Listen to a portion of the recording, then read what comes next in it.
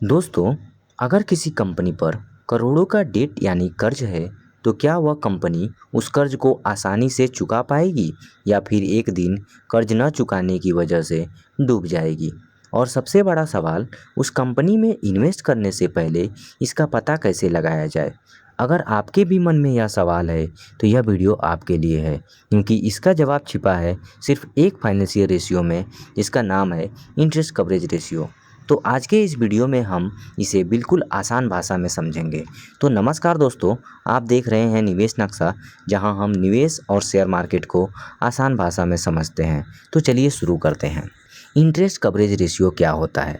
Interest coverage ratio यह बताता है कि कोई कंपनी अपने बिजनेस से होने वाले प्रॉफिट के दम पर कंपनी पर जो लोन या कर्ज है उसका इंटरेस्ट कितनी आसानी से चुका सकती है।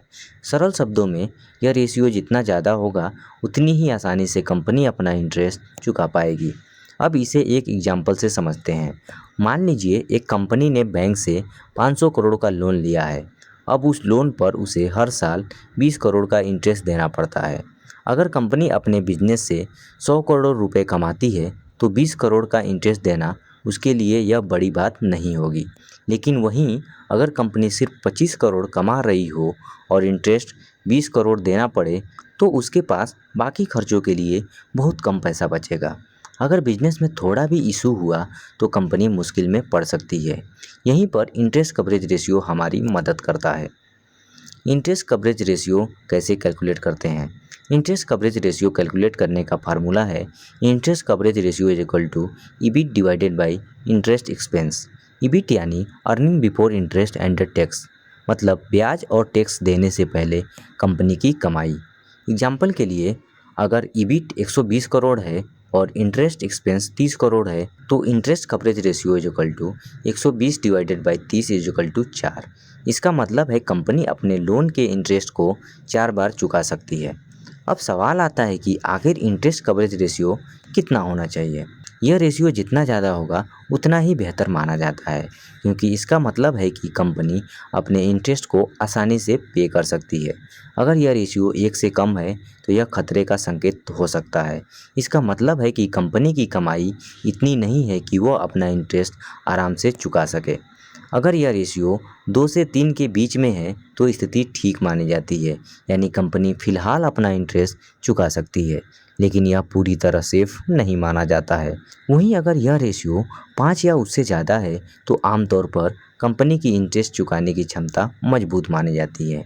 लेकिन यहाँ एक बात को ध्यान रखना ज़रूरी है कि हर इंडस्ट्री का डेट लेवल अलग अलग होता है। इसीलिए किसी भी कंपनी का इंटरेस्ट कवरेज रेशियो देखते समय उसकी तुलना उसी सेक्टर की दूसरी कंपनी से करनी चाहिए। इंटरेस्ट कवरेज रेशियो का सही यूज कैसे करें? अब सवाल आता है कि क्या सिर्फ यह रेशियो देखकर इन्वेस्टमेंट कर देना चाहिए? बिल्कुल नहीं। इंटरेस्ट कवरेज रेशियो देखना जरूरी है, लेकिन इन्वेस्टमेंट का डिसीजन सिर्फ इसी के आधार पर नहीं लेना चाहिए। इसके साथ साथ आपको ये सब चीज़ें देखनी चाहिए। पहला, कंपनी पर कुल डेट कितना है। दूसरा, कंपनी का प्रॉफिट और कैश फ्लो लगातार बढ़ रहा है या नहीं। तीसरा, पिछले कुछ सालों से यह रेशियो स्टेबल है या लगातार घट रहा है। अगर घट रहा है तो यह वार्निंग साइन हो सकता है। चौथा, कंपनी का बिजनेस मॉडल मजबूत है या नहीं। पांचवा, हर इंडस्ट्रीज का यह रेशियो अलग अलग होता है, इसीलिए इंडस्ट्रीज के दूसरे कंपनी के साथ कंपेयर करना चाहिए।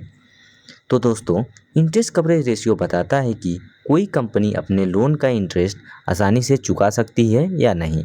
अगर किसी कंपनी का इंटरेस्ट कवरेज रेशियो अच्छा है, तो इसका मतलब है कि उसके लिए इंटरेस्ट पे करना बहुत आसान है।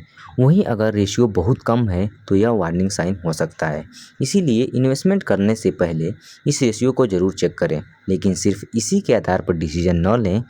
इसे हमेशा debt, profit, revenue, cash flow के साथ यूज करें। तो उम्मीद है कि आपको इंटरेस्ट कवरेज रेशियो का कंसेप्ट अच्छी तरह समझ आया होगा। अगर आपको यह वीडियो पसंद आया हो तो वीडियो को लाइक करें और अपने दोस्तों के साथ शेयर करें, और निवेश नक्शा को सब्सक्राइब करना न भूलें। निवेश की सही दिशा निवेश नक्शा के साथ मिलते हैं अगले वीडियो में। धन्यवाद।